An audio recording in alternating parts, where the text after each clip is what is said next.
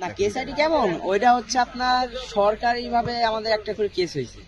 আচ্ছা, সরকার এটা সরকারি অটো মানে কেস হয়েছে। ওইটা ওই আইডিটা দিলেই হচ্ছে যে টাকা। হ্যাঁ কেস আইডি কেমন, এটা আপনার ভেরিফিকেশনের কাগজ, এটা ভেরিফাই হইলে আমার নাম উঠবে। আচ্ছা, এই যে এতগুলি মানুষ যে এখনো পর্যন্ত মানে ফাউন্ডেশন থেকে টাকা পায় নাই, সাহায্য পায় নাই, তো আপনারা সবাই মিলে হচ্ছে উপদেষ্টাদের কাছে যান নাই? এখন তো হ্যাঁ উপদেষ্টাদের কাছে আমরা অনেক জায়গায় অনেক কথা বলছি, কিন্তু কোন উপদেষ্টার কাছে গেছেন?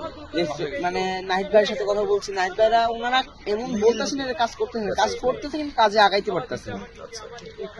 আমরা যেমন ওনাদের উচিত ছিল কি, আমাদের আগে যারা আমাদের আহতরা আছে তাদের ফ্যামিলিতে, আমরা এমনিতেই মানসিক দুর্বল, তারপরে গুলি খেয়ে মানে একদম ফ্যামিলি থেকে সবাই ভেঙে পড়ছে। তাদের উচিত ছিল আমরা যারা আহত আছি তাদের কাছে আগে আসার, তারা আমাদের কাছে না আগে এসে তারা আগে অন্য বিষয়গুলি নিয়ে কাজ করতে। কত করে সাহায্য দেওয়ার কথা ছিল? কত করে বলতে এটা এখনো নির্ধারিত হয়নি। যারা পাইছে তারা আপাতত 1 লাখ করে দিছে, আর শহীদ ফ্যামিলি 5 লাখ এটা আপাততর জন্য দিচ্ছে। পর মুহূর্তে আরো পুনর্বাসন করুক, কর্ম ব্যবস্থা করবে শুনতেছি, আর কোনো শিওর না। আর এমনি সার্জিস ভাই ছাড়া আর কারোর সাথে কথা বলেন নাই? হ্যাঁ সার্জিস ভাই ছাড়া হাসনাত ভাইয়ের সাথে কথাও হয়েছে, এবং কি পঙ্গুর সামনে যে আন্দোলনটা হলো ওখানে আমাদের সাথে উনি ফুটবলও খেলছে। কে খেলছে? এটা হাসনাত ভাই। কবে খেলছে? এটা পঙ্গুর সামনে যে আন্দোলন হলো এই আন্দোলন। আচ্ছা, তারপরে তখনই হচ্ছে আপনারা এই কথাগুলো বলছেন যে আপনাদের হ্যাঁ তখনও বলা হয়েছে, এমনি ওনাদের সাথে দেখা হলেও এই কথাগুলি বলা, জারি দেখা হোক এই কথাগুলি বলা হয়।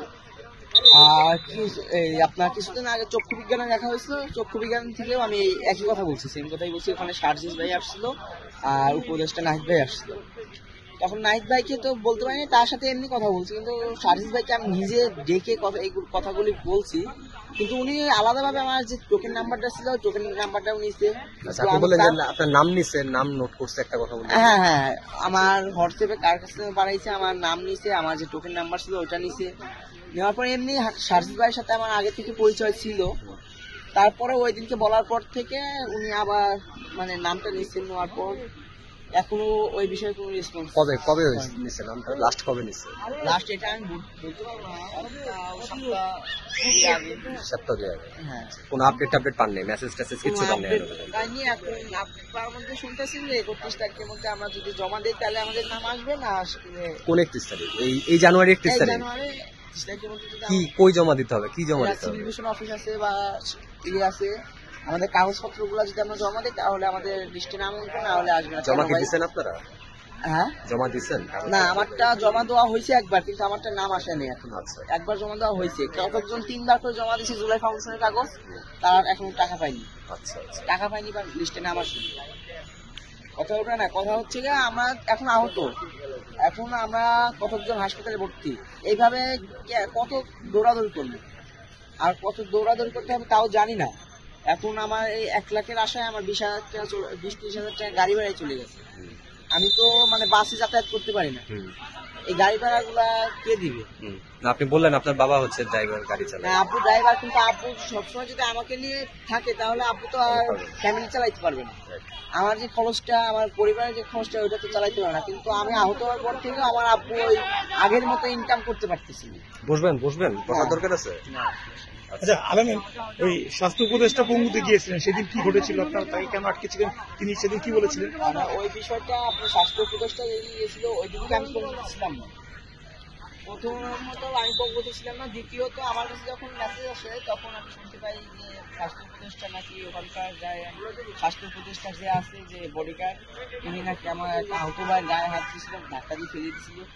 ওই বিষয়টা নিয়ে মানে উনি এসেছিল, এসে মানে 2-1 জনের সাথে দেখা করছে, মানে উনি কিছু না দিক, কাউকে কিছু না দিক, কাউকে সবার সাথে যদি একটা কথা বলে একটা আশ্বাস দেয়, তাও সবার হাসপাতালে যারা আছে তাদের মনের মধ্যে একটা শক্তি আসে। সে মানে সর্বোচ্চ 3জন কি 4 জনের সাথে যায়, ওখানে বলে কথা বলছে, কথা বলার পরে উনি চলে যেতে নিছে। ওখানে আমার আহত ভাইরা বলছে যে আপনি যদি সবার সাথে কথা বলতেন তাহলে সবাই একটু সাহস পেত। তখন উনি ওনাকে বডিগার্ড ছিল, মানে উনি ধাক্কা মারছে, আমার ওই আহত ভাইকে ধাক্কা মারছে, ধাক্কা মারার ওনার বডিগার্ড দিছে না উনি ধাক্কা মারছে? ওনার বডিগার্ড দিচ্ছে। তখন উনিও এই বিষয়ে কোনো কথা বলি, তখনই আর কি আন্দোলনটা শুরু হয়। তারপরে আমি সন্ধ্যা বিকালের দিকে আমি মেসেজটা পাই যে পঙ্গুর সামনে আন্দোলন হচ্ছে, আমাকে ওখান থেকে ফোন দেয়, পরে আমি আন্দোলন